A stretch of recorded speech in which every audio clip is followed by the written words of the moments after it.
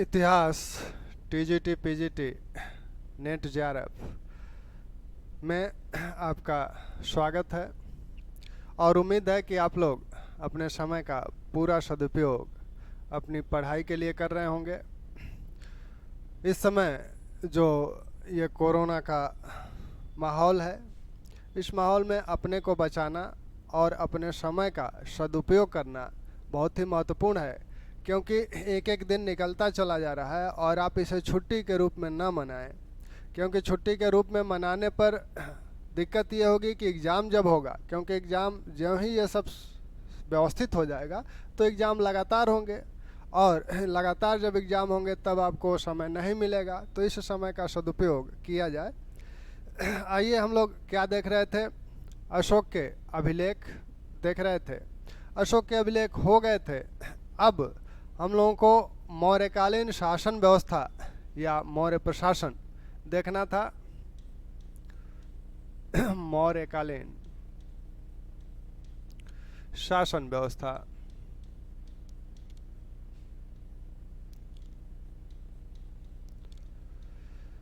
मौर्यकालीन शासन व्यवस्था के विषय में जानने के जो प्रमुख स्रोत हैं वो कौटिल्य का अर्थशास्त्र, मेगास्थनीज के इंडिका और अशोक के अभिलेख, ये प्रमुख स्रोत हैं। कौटिल्य जो कि चंद्रगुप्त मौर्य का पुरोहित और प्रधानमंत्री दोनों था, उसका मौर्यकालीन प्रशासनिक व्यवस्था में महत्वपूर्ण योगदान है, क्योंकि कौटिल्य ने अर्थशास्त्र लिखा। अर्थशास्त्र कोई इकोनॉमिक्स की पुस्तक नहीं है, बल्कि वह एक राजनीतिक पुस्तक है, राजनीति की पुस्तक है। अर्थशास्त्र का नामकरण करते हुए कौटिल्य ने क्या कहा था? उन्होंने कहा अर्थ का मतलब भूमि होता है और इस भूमि पर जनता निवास करती है और इसी से अपनी जीविकोपार्जन उपार्जित करती है। अब जब जीविकोपार्जन इसी से उसे प्राप्त होता है तो मनुष्य युक्त इस भूमि अर्थ की सुरक्षा की व्यवस्था करने वाला शास्त्र ही अर्थशास्त्र है। तो इस तरह से उन्होंने इसे एक राजनीतिक ग्रंथ के रूप में रचा था और इसमें जो व्यवस्थाएं बताई गई हैं, जो प्रशासकीय प्रणाली बताई गई है, तो यह उम्मीद किया जा सकता है कि इस तरह की प्रणाली चंद्रगुप्त मौर्य ने लागू की होगी। तो मौर्यकालीन शासन व्यवस्था या मौर्यकालीन प्रशासकीय व्यवस्था को स्थापित करने वाले चंद्रगुप्त मौर्य हैं, उन्हीं को यह श्रेय दिया जाता है। अशोक ने बाद में कुछ प्रशासकीय सुधार किया था, कुछ नए पदों का सृजन किया था और न्यायिक प्रणाली में कुछ सुधार किया था। तो ये जो कौटिल्य मौर्यकालीन शासन व्यवस्था के संस्थापक कौन माने जाएंगे? चंद्रगुप्त मौर्य। चंद्रगुप्त मौर्य, और इनकी सहायता किसने की थी? इनकी सहायता की थी कौटिल्य ने। कौटिल्य या चाणक्य या विष्णुगुप्त, तीनों नाम इन्हीं के हैं, आप जानते ही हैं। अपनी कुटिलता के कारण, कूटनीतिक ज्ञान के कारण कौटिल्य बोले जाते हैं। चाणक्य, इनके कुल चाणक कुल के ब्राह्मण हैं, इसलिए चाणक्य बोले जाते हैं। ये तक्षशिला के एक आचार्य हैं और चंद्रगुप्त के आचार्य थे, और चंद्रगुप्त के क्या बने? चंद्रगुप्त के ये पुरोहित और प्रधानमंत्री। कौटिल्य राजा के गुणों की चर्चा करते हैं कि कौटिल्य में राजा में कौन कौन से गुण होने चाहिए। तो राजा को एक तरह से वो सर्वसंपन्न गुण से आभूषित करते हैं कि राजा में सभी प्रकार के गुण होने चाहिए। जितने अच्छे गुण हैं उन सभी गुणों को कौटिल्य ने राजा के लिए गिना दिया है कि उसे दीर्घसूत्री नहीं होना चाहिए। दीर्घसूत्री का मतलब कि उसे किसी कार्य को करने में अधिक समय नहीं लेना चाहिए, तुरंत निर्णय लेने की क्षमता होनी चाहिए, लोगों को सुनने का धैर्य होना चाहिए, उसमें साहस होना चाहिए, उसमें चालाकी भी होनी चाहिए, उसे क्रोध नहीं आना चाहिए, उसे मृदुभाषी होना चाहिए, उसे सत्यवादी होना चाहिए। तो ये सारे गुण राजा में होने चाहिए। उसे एक अच्छा सैन्य, एक अच्छा सेनानायक भी होना चाहिए।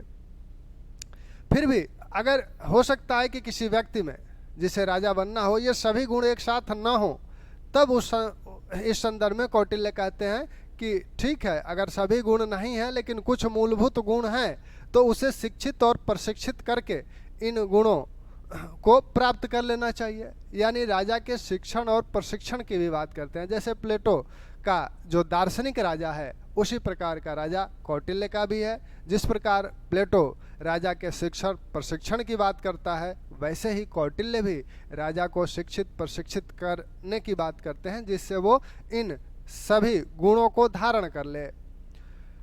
कौटिल्य कहते हैं कि जो राज्य है यह 7 स्तंभों पर आधारित है। इसे सप्तांग सिद्धांत कहा जाता है। मनु ने भी सप्तांग सिद्धांत को दिया, कौटिल्य भी उसे मानते हैं और कहते हैं कि राज्य साम्राज्य रूपी जो शरीर मान लीजिए है तो उसके 7 अंग हैं और ये 7 अंग अच्छे होने चाहिए। अगर एक भी अंग खराब हुआ तो साम्राज्य धराशायी हो जाएगा। 7 अंगों की जो बात करते हैं, उन 7 अंगों में क्या क्या कहते हैं? स्वामी, अमात्य, राष्ट्र, दुर्ग, कोष, बल, मित्र। स्वामी, अमात्य, स्वामी का मतलब राजा से है। अमात्य का मतलब, अमात्य शब्द जो है वह मौर्य काल में जो शासकीय अधिकारी थे, अधिकारियों के लिए एक सामान्य सा शब्द था। जैसे आज एक केंद्रीय अधिकारियों के लिए एक सामान्य सा शब्द आईएएस है, वैसे ही यह एक सामान्य सा शब्द था किसके लिए? पदाधिकारियों के लिए। तो अमात्य पदाधिकारी, राष्ट्र, दुर्ग, राष्ट्र की जो यानी जो साम्राज्य की सीमा है और सीमा के अंतर्गत जो जनता है वो राष्ट्र के अंतर्गत आ जाएगी। दुर्ग यानी किले, साम्राज्य की रक्षा के लिए विभिन्न स्थानों पर दुर्ग बनाए जाते थे। उन दुर्गों को ये सप्तांग में स्थान देते हैं और विभिन्न प्रकार के दुर्गों की बात भी कौटिल्य करते हैं कि कुछ दुर्ग ऐसे हैं जो पर्वतीय क्षेत्रों में बनाए जाते हैं, कुछ दुर्ग ऐसे हैं जो राजस्थानी रेगिस्तानी इलाकों में बनाए जाते हैं, कुछ दुर्ग ऐसे हैं जो दलदली और कटीले क्षेत्रों में होंगे जहां सेना रह के साम्राज्य की सुरक्षा कर सके। तो सुरक्षा के दृष्टिकोण से ये दुर्ग बनाए जाते हैं। कोष यानी राजकोष, बल यानी यहाँ इससे सेना से मतलब है, और मित्र साम्राज्य के अंदर भी राजा के मित्र हैं और साम्राज्य के बाहर कुछ जो पड़ोसी राज्य हैं वो भी राजा के मित्र होते हैं। तो इन्हीं पर साम्राज्य के ये प्रमुख अंग हैं और इनमें से अगर एक भी अंग खराब हुआ तो समझिए कि साम्राज्य का विध्वंस तय है। तो कौटिल्य इन सप्तांगों को ध्यान रखिएगा कि क्रम से ध्यान रखिएगा, क्योंकि ये क्रमानुसार हैं। ये भी पूछा जाता है कि कौटिल्य के सप्तांग में 6वें स्थान पर निम्न में से कौन है? तो स्वामी, अमात्य, राष्ट्र, दुर्ग, कोष, बल, मित्र, ये आपका क्रम है सप्तांग का। कौटिल्य कहते हैं राजा से कि राजा को सदैव जनता के कार्य हेतु तत्पर रहना चाहिए। यह बात मेगास्थनीज भी कहता है और मेगास्थनीज चंद्रगुप्त मौर्य के विषय में कहता है कि चंद्रगुप्त मौर्य सदैव जनता के कार्य के लिए तत्पर रहता था और जनता की समस्याओं को सुनता था। उसका जब शरीर मालिश किया जाता था तब भी वह जनता की समस्याओं को सुनता था।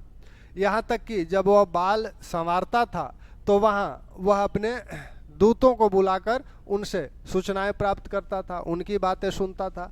इसी प्रकार कौटिल्य भी कहते हैं कि जनता को सदैव, राजा को सदैव जनता की बात सुननी चाहिए। अगर जिस राजा का दर्शन दुर्लभ हो जाता है, जनता को दर्शन दुर्लभ हो जाता है, वह राजा क्या होता है कि उसके राज्य के जो अधिकारी हैं वो मनमानी करने लगते हैं, और इससे राजा पर क्या प्रभाव पड़ता है, या तो राजा के प्रति विद्रोह हो जाता है या शत्रु द्वारा पराजित होता है। तो कौटिल्य कहते हैं कि राजा को सदैव जनता की समस्याओं को सुनना चाहिए, जनता के बीच रहना चाहिए। अगर राजा का दर्शन दुर्लभ हो गया तो राजा या तो विद्रोह, उसके राज्य में विद्रोह हो जाएगा, विद्रोह से वह पदच्युत हो जाएगा, या फिर शत्रु उसे पराजित कर देंगे। मौर्यकालीन जो प्रशासकीय ढांचा है, शासन व्यवस्था का जो ढांचा है, उसमें अगर हम देखें तो इस ढांचे में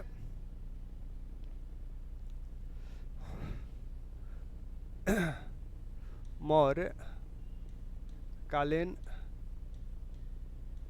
प्रशासकीय संरचना, प्रशासकीय इकाइयां क्या क्या हैं? तो प्रशासकीय इकाइयों में देखा जाए तो केंद्र, यहाँ राजा है, इसके नीचे प्रांत है, इसके नीचे मंडल है, इसके नीचे जिला है जिन्हें आहार या विषय कहा जा रहा है मौर्य काल में। इसके नीचे स्थानीय, इसके नीचे द्रोणमुख,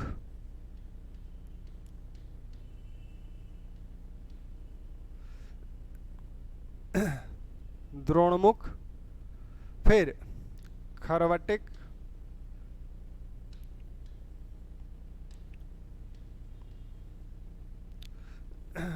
खरवटिक, इसके नीचे संग्रहण, सबसे नीचे, सबसे निचली जो इकाई है वो ग्राम है। तो मौर्यकालीन प्रशासकीय ढांचा में केंद्र राजा वहाँ है, प्रांत में कुमार हैं, मंडल का प्रमुख आपका प्रदेष्टा है, जिला में रजुक, बाद में रजुक प्रमुख बन गया, स्थानिक है यहाँ, द्रोणमुख, स्थानिक ये 800 ग्राम स्थानिक के अंतर्गत थे। एक स्थानीय में 2 द्रोणमुख होते थे, तो एक द्रोणमुख के लिए 400 ग्राम हुआ। एक द्रोणमुख में 2 खरवटिक होते थे, तो एक खरवटिक में 200 ग्राम हुआ, और एक खरवटिक में 20 संग्रहण होते थे, इसलिए एक संग्रहण में 10 ग्राम हुआ।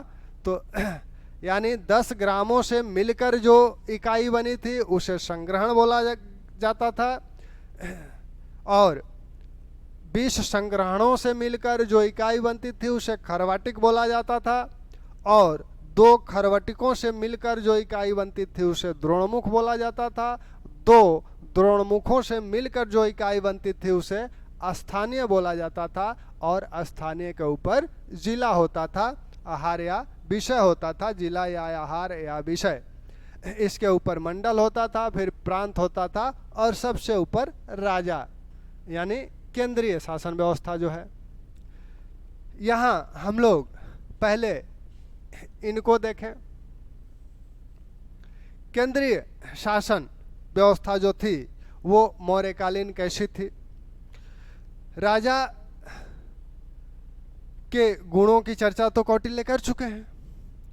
अब कौटिल्य ये भी कहते हैं कि राजा अकेले शासन नहीं कर सकता, एक पहिया नहीं चला करता। गाड़ी में अगर एक पहिया है तो उससे गाड़ी नहीं चलेगी, और साम्राज्य के सभी स्थानों पर हर समय राजा का उपस्थित हो पाना संभव नहीं है।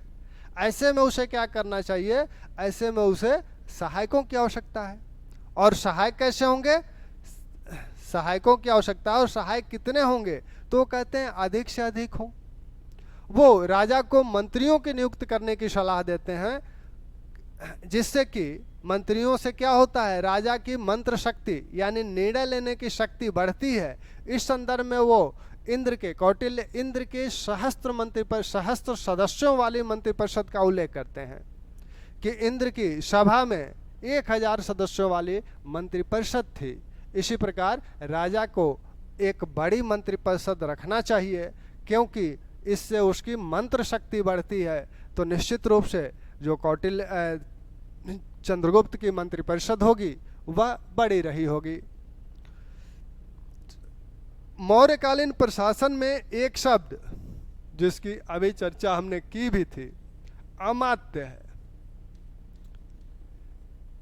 अमात्य का यह अमात्य प्रयोग होता है सभी प्रकार के पदाधिकारियों के लिए।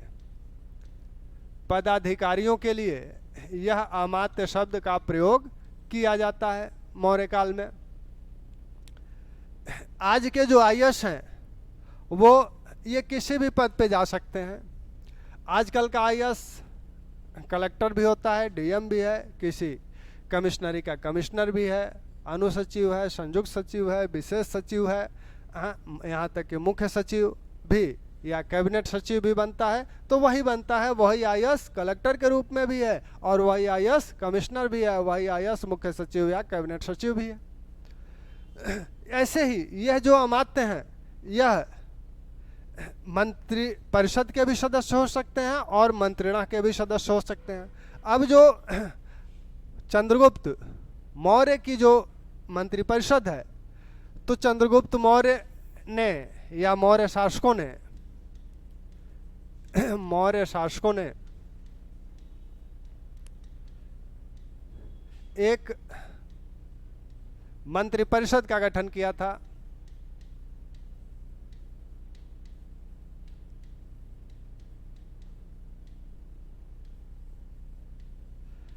अब ये मंत्रिपरिषद में भी दो चीजें हैं। एक संस्था जो थी वह मंत्रिणा थी और एक संस्था आपकी मंत्रिपरिषद थी। आज जैसा कि वर्तमान संदर्भ में इसको हम देखें तो वर्तमान संदर्भ में क्या देखते हैं कि आज आप मंत्रिपरिषद को कैसे देखते हैं?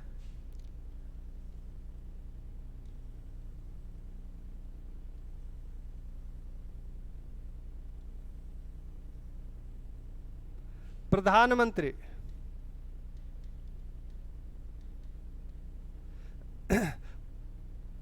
ये इसको आप किचन कैबिनेट की जो संज्ञा दी जाती है,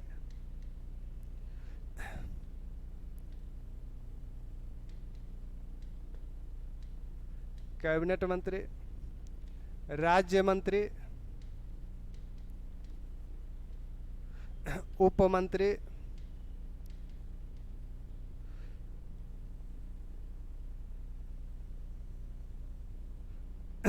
संसदीय सचिव।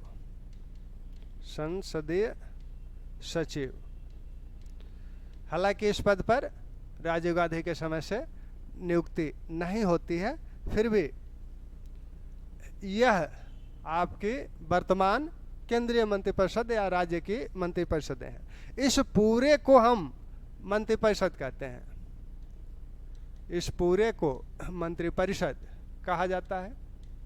इस मंत्रिपरिषद में सभी शामिल हैं, प्रधानमंत्री, कैबिनेट मंत्री, राज्य मंत्री, उप मंत्री, संसदीय सचिव, सबसे मिलकर जो बड़ी एक इकाई बनती है उसे मंत्रिपरिषद कहा जाता है। और सिर्फ इनसे मिलकर जो इकाई बन रही है, प्रधानमंत्री, किचन कैबिनेट के सदस्य और कैबिनेट मंत्रियों, इनसे मिलकर जो इकाई बनती है उसे हम मंत्रिमंडल कहते हैं।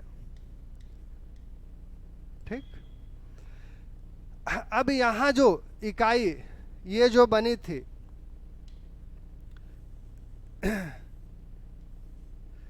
इसको देखिएगा।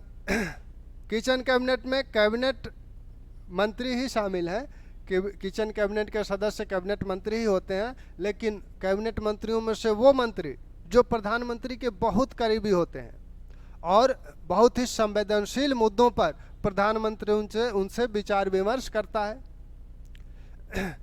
ये कैबिनेट, सभी कैबिनेट मंत्री जिस इकाई का निर्माण करते हैं उसे मंत्रिमंडल कहा जाता है। यहाँ मंत्रिणा में मंत्रिपरिषद के कुछ सदस्य मंत्रिणा में शामिल हैं। मूलतः 4 से 5 सदस्य मंत्रिणा के सदस्य होते थे, जैसे प्रधानमंत्री, युवराज, सेनापति, सन्निधाता। इनको माना जाता है कि इनसे मिलकर मंत्रिणा बनती थी। यानी मंत्रिणा में कौन कौन शामिल होता था? प्रधानमंत्री, इस प्रधानमंत्री उस प्रधानमंत्री में अंतर है, इतना ध्यान रखिएगा। युवराज, सेनापति और सन्निधाता। ये 4 लोगों से मिलकर यह मंत्रिणा बनती थी। और यानी इस मंत्रिणा की तुलना आप किससे कर सकते हैं? इस मंत्रिणा की तुलना इस मंत्रिमंडल से कर सकते हैं। मंत्रिपरिषद की तुलना इस मंत्रिपरिषद से कर सकते हैं। तो मौर्यकालीन व्यवस्था में ये चीजें देखने को मिलती है। अब मंत्रिणा के सदस्य करते क्या हैं? मंत्रिणा के जो सदस्य हैं उनका उत्तरदायित्व तो क्या है, कर्तव्य क्या है? आत्यायिक विषयों पर राजा उनसे सलाह लेता था। आत्यायिक विषय क्या है? यानी जिन विषयों पर तत्काल निर्णय, तुरंत निर्णय लेना आवश्यक हो, जिन विषयों पर तुरंत निर्णय लेना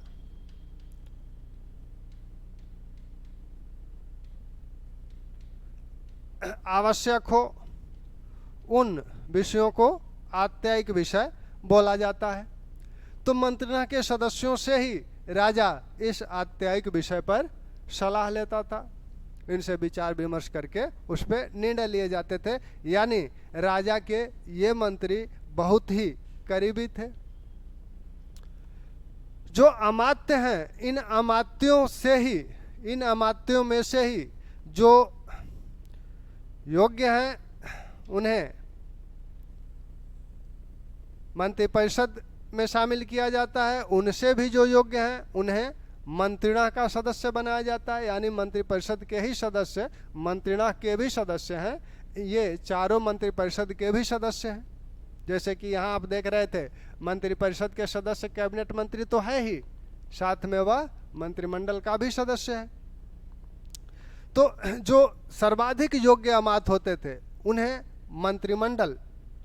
मंत्रिणा में शामिल किया जाता था। उनसे थोड़े से कम जो योग्य होते थे उन्हें आपके मंत्रिपरिषद का सदस्य बनाया जाता था। उनसे भी थोड़ा सा कम जो योग्य होता था उसे विभिन्न विभागों के अध्यक्ष बनाया जाता था। जिन विभागाध्यक्षों की चर्चा अर्थशास्त्र में हुई है, तो उन विभागाध्यक्ष भी यही अमात्य बनाए जाते हैं।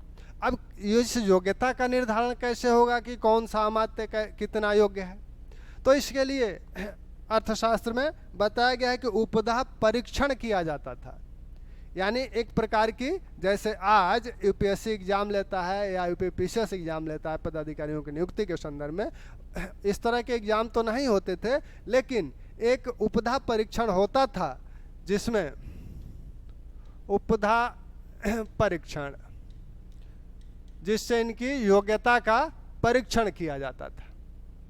अब यह उपधा परीक्षण किन किन चीजों में होता था, किस प्रकार से होता था? तो उपधा परीक्षण जो किया जाता था यह धर्म, अर्थ, काम, इन सभी से किया जाता था। उपधा परीक्षण का मतलब है गुप्त रूप से किसी का परीक्षण करना। जैसे किसी का कोई अगर मंत्री बनाया गया है तो उसका उपधा परीक्षण इस प्रकार से किया जाता है कि मान लीजिए राजा का कोई पुरोहित है, वह छद्म रूप से ये कहा जाता है कि आप ये कह दो कि हम त्यागपत्र दे के जा रहे हैं, राजा हमारी बात नहीं मान रहा है।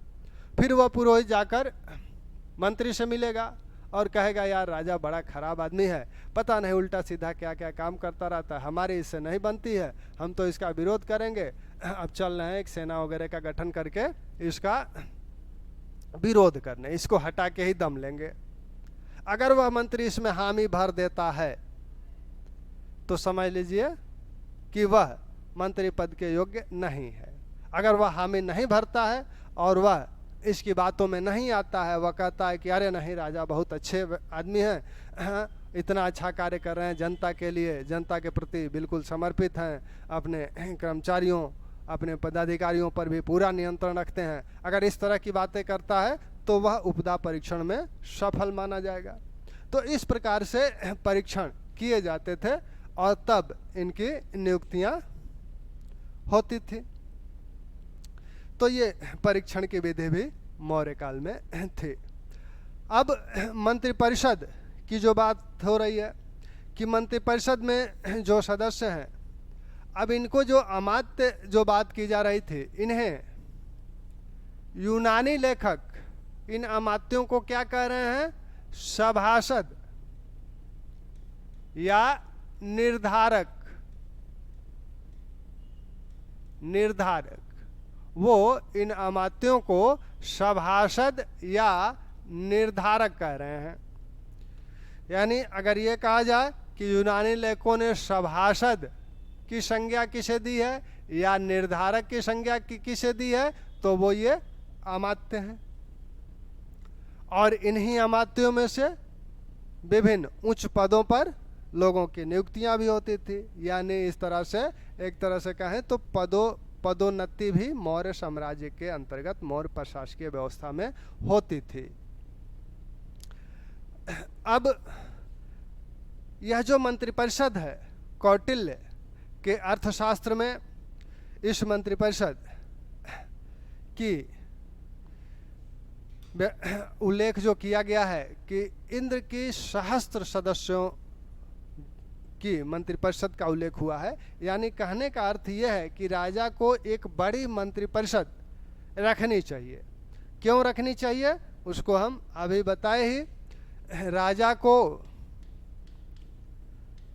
को एक बड़ी मंत्रिपरिषद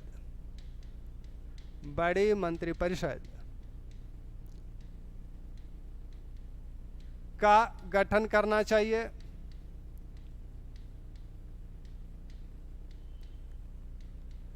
इस संदर्भ में कौटिल्य इंद्र की सहस्त्र सदस्यों वाली मंत्रिपरिषद का उल्लेख करते हैं।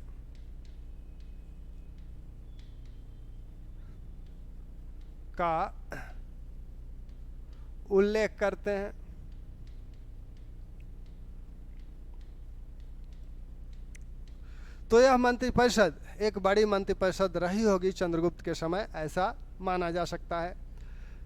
अर्थशास्त्र में तीर्थों का उल्लेख है। तीर्थ विभागों के लिए प्रयोग किया गया शब्द है। अर्थशास्त्र में जिस तीर्थ शब्द का प्रयोग किया गया है, यह शब्द किसके लिए प्रयोग किया गया है?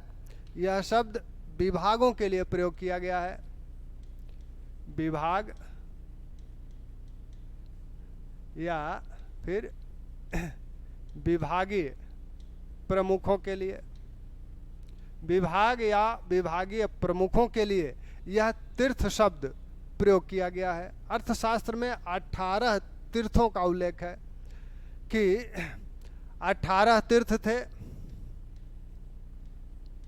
यानी 18 विभाग थे और इन 18 विभागों के प्रमुखों का नाम बताया गया है।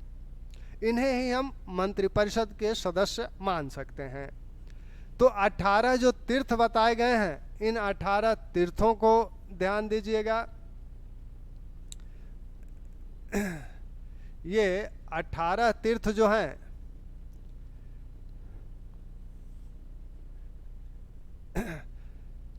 पुरोहित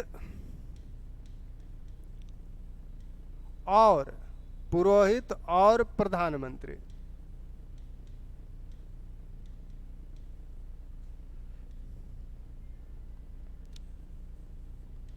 युवराज, समाहर्ता, सन्निधाता,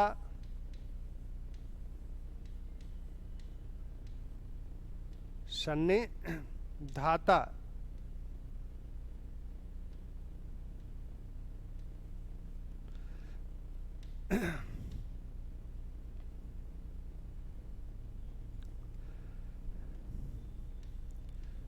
दैवारिक, अंतर वशिक, आटविक,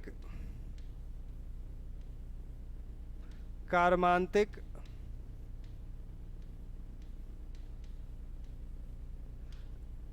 सेनापति, दंडनायक, दंडपाल,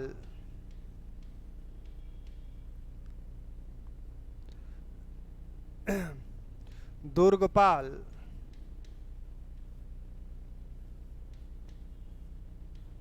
अंतपाल, प्रशास्ता, कितने हुए?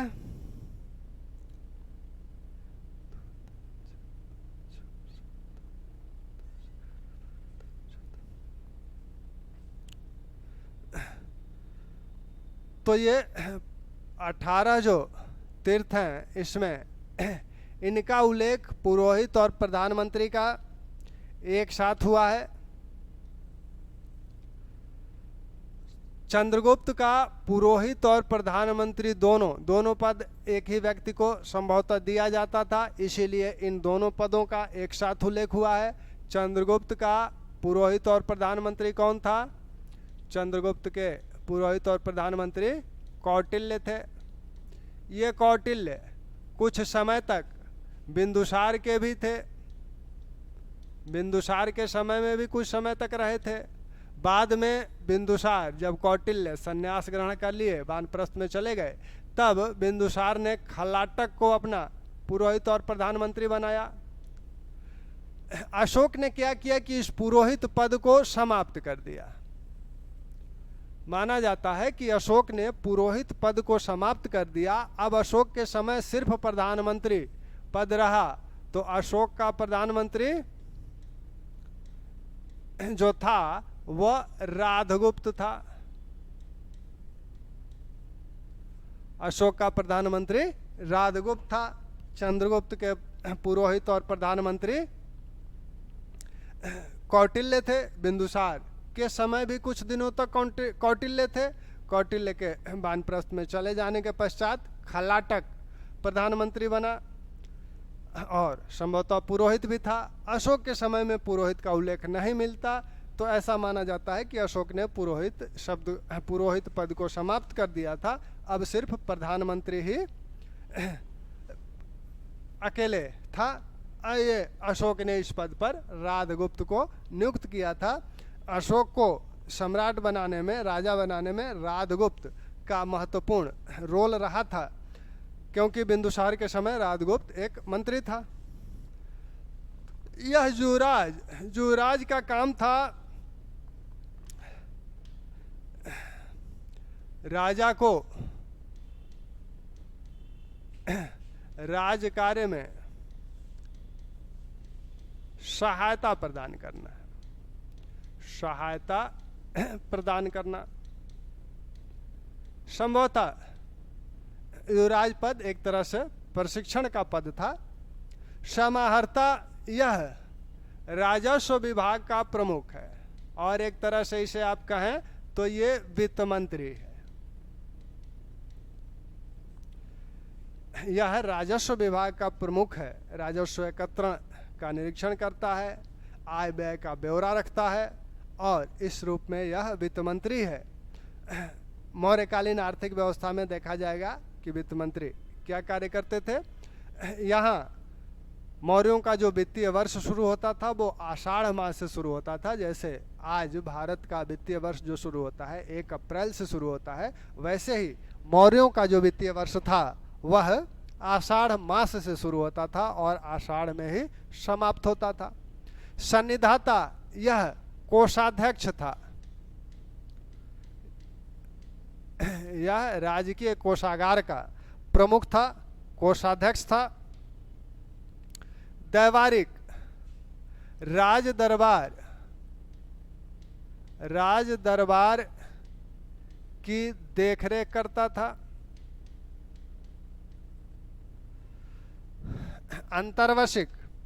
अंतर्वशिक का जो कार्य है यह राजा के अंगरक्षकों का प्रमुख है।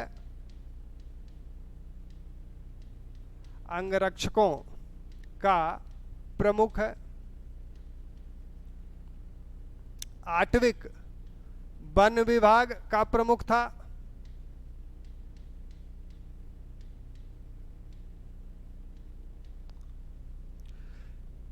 कर्मांतिक यह उद्योग विभाग का प्रमुख था, उद्योग धंधों का प्रमुख था।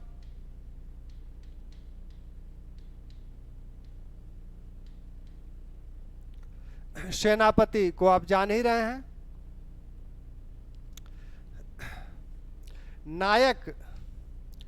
नायक जो है यह सेना का संचालन करता था। सेनापति आवश्यक नहीं कि सेनापति किसी युद्ध का संचालन भी करे, युद्ध का नेतृत्व भी करे। सेनापति का कार्य था सेना का प्रबंधन करना। सेना का प्रबंधन सेनापति का कार्य था और सेना का संचालन नायक द्वारा किया जाता था। यह जो दंडपाल है, दंडपाल क्या करता था? दंडपाल यह सैन्य सामग्रियों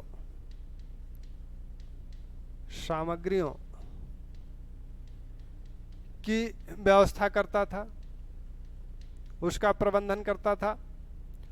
दुर्गपाल जो साम्राज्य के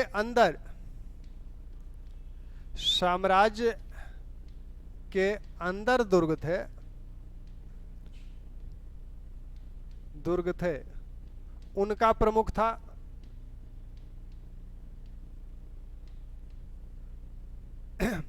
यह अंतपाल जो है सीमा पर स्थित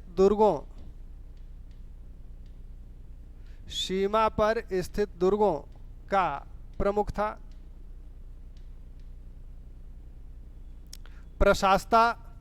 प्रशासता का जो कार्य है यह राजकीय अभिलेखों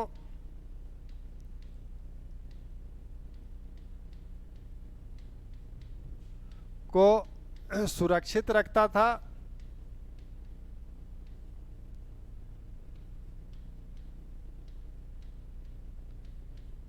तथा राजकीय अभिलेखों को सुरक्षित रखता था और क्या करता था? और राजकीय आदेशों को लिपिबद्ध कराता था। राजकीय आदेशों को लिपिबद्ध कराता था।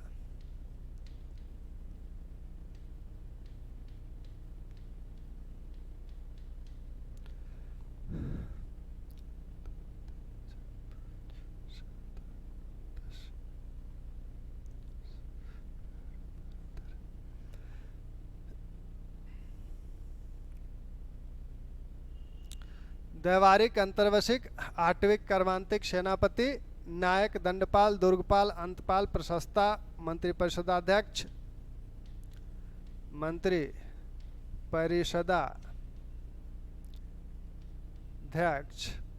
यह मंत्रिपरिषद का अध्यक्ष होता था।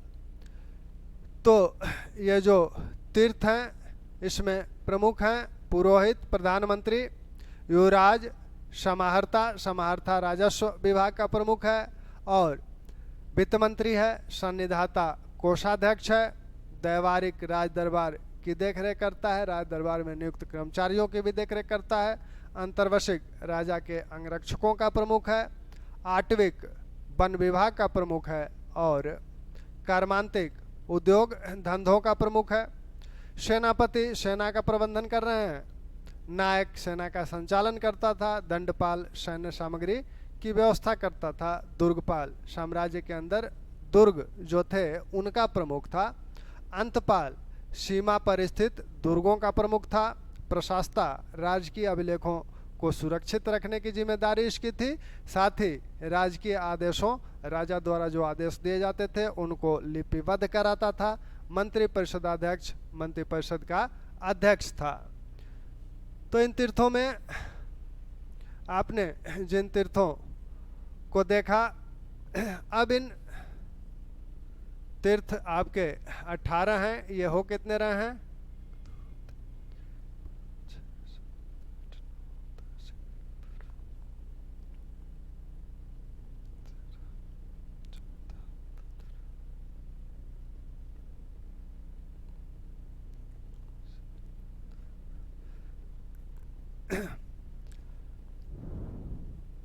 तो सन्निधाता समाहर्ता के साथ एक प्रदेष्टा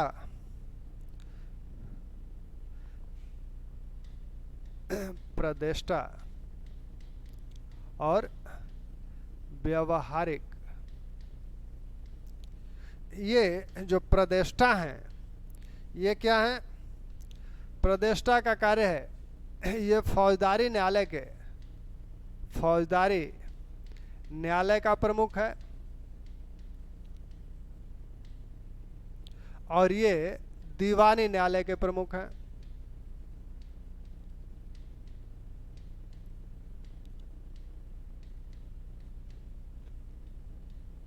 तो इन तीर्थों में ये भी हैं, प्रदेष्टा भी हैं और व्यवहारिक भी हैं। फौजदारी न्यायालय का प्रमुख है और व्यवहारिक दीवानी न्यायालय का प्रमुख है।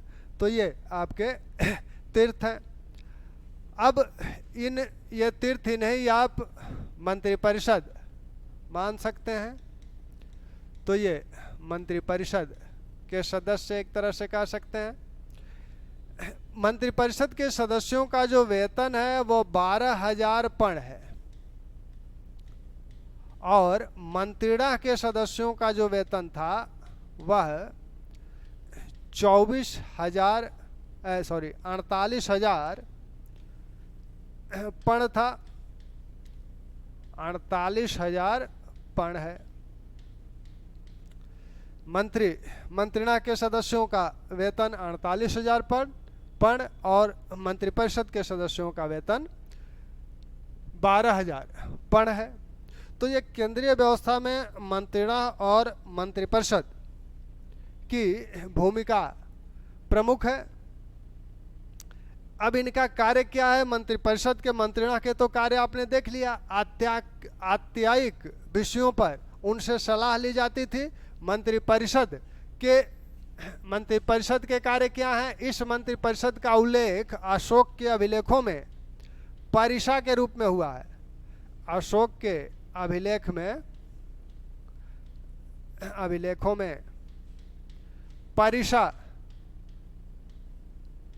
के नाम से हुआ है, उसे परिषा बोला गया है। 6वें शिलालेख में अशोक कहता है कि अगर किसी विषय पर मंत्रिपरिषद के सदस्यों के बीच मतभेद होता है तो इसकी तत्काल सूचना मुझे दी जाए।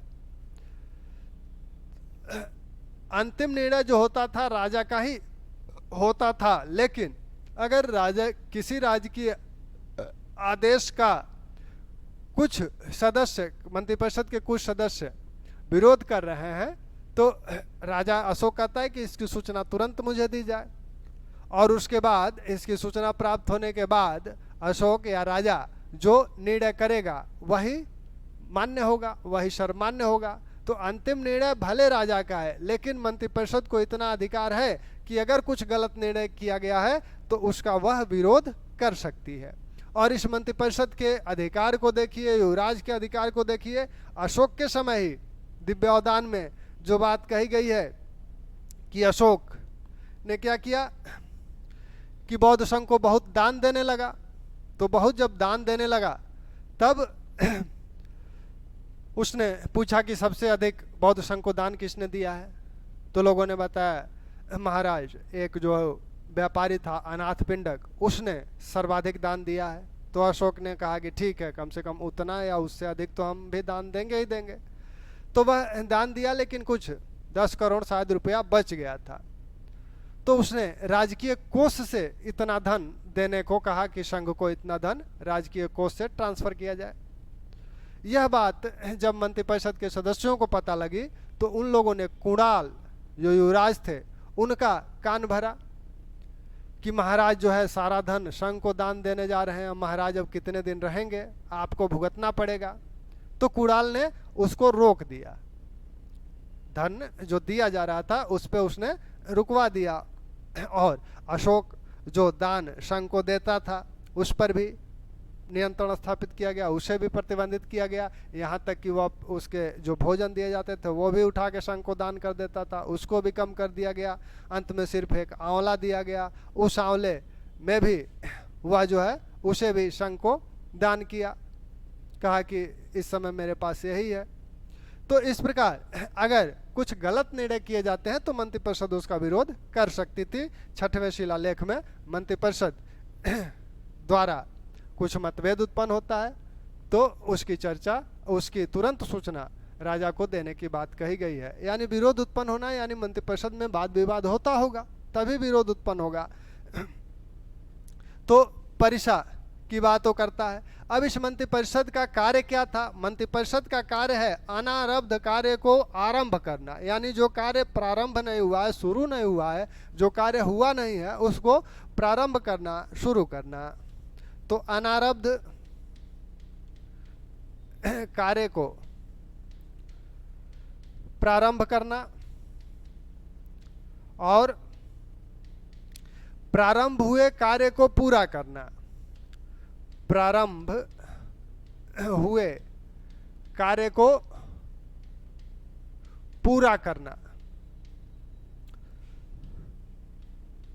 और पूरे हुए कार्य का निरीक्षण करना, पूरे हुए कार्य का निरीक्षण करना और निरीक्षण करना तथा राजकीय आदेशों का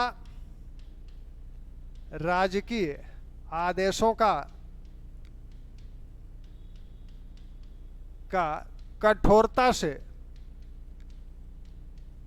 अनुपालन करवाना।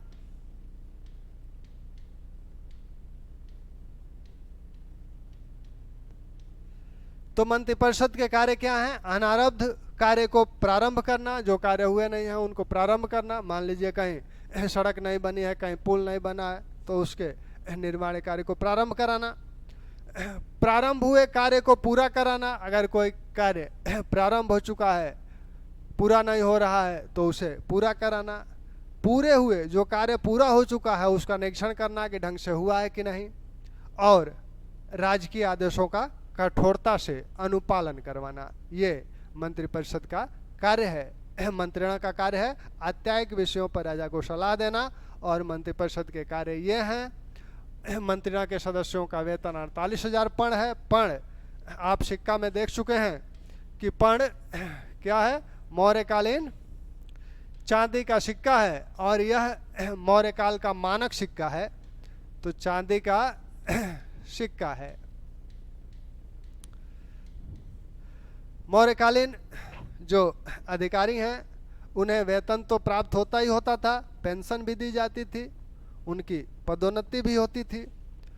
तो ये अब इतने मंत्रियों पदाधिकारियों से मिलकर केंद्रीय शासन चलता था। केंद्रीय शासन में एक और पदाधिकारी आपको देखने को मिलेंगे, कौटिल्य, उनका जिक्र करते हैं अध्यक्षों के रूप में, विभागाध्यक्षों के रूप में। तो कौटिल्य द्वारा 27 विभागाध्यक्षों का उल्लेख किया गया है, जैसे शीताध्यक्ष, आकराध्यक्ष, पौत्वाध्यक्ष, मुद्राध्यक्ष, मानाध्यक्ष, संस्थाध्यक्ष, सूनाध्यक्ष, सूत्राध्यक्ष। तो इस तरह के लक्षणाध्यक्ष, इस तरह के अध्यक्षों का उल्लेख हुआ है। ये अध्यक्ष क्या करते थे? ये अध्यक्ष छोटे छोटे विभागों के अध्यक्ष थे, जैसे सीताध्यक्ष है, राजकीय भूमि, राजकीय कृषि योग्य भूमि का अध्यक्ष है, उस पर खेती वगैरह कराता है। आकराध्यक्ष ये खानों का अध्यक्ष है। विविताध्यक्ष चारागाहों का अध्यक्ष है। लक्षणाध्यक्ष राजकीय जो टकसाल हैं उनका अध्यक्ष है। तो इस प्रकार के अध्यक्षों का उल्लेख है।